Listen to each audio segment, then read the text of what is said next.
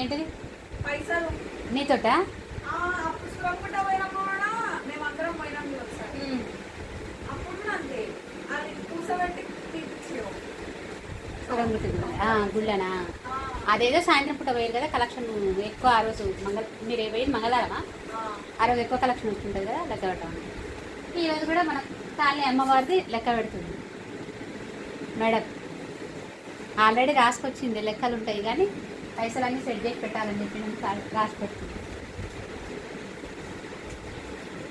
ఎట్లాంటి పనులు చేస్తున్నది ఆయన రాసుకుంటున్నాడు అసలు. ఇప్పుడే గుళ్ళ పూరి ప్రోగ్రామ్స్ అయిపోయినాయి వచ్చారు ఆమె లెక్క పెడుతుంది ఇక్కడ రాసుకుంటుంది. మళ్ళీ కరెక్ట్గా 11 సెట్ చేసుకోవాలి కదా మళ్ళీ చూపించాలి కదా అందరికి లెక్క. అందుకోసం వాళ్ళు చేసే పనులు.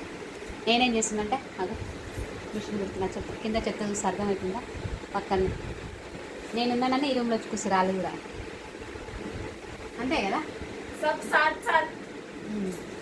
కుట్టేది ఆమె బ్లౌజే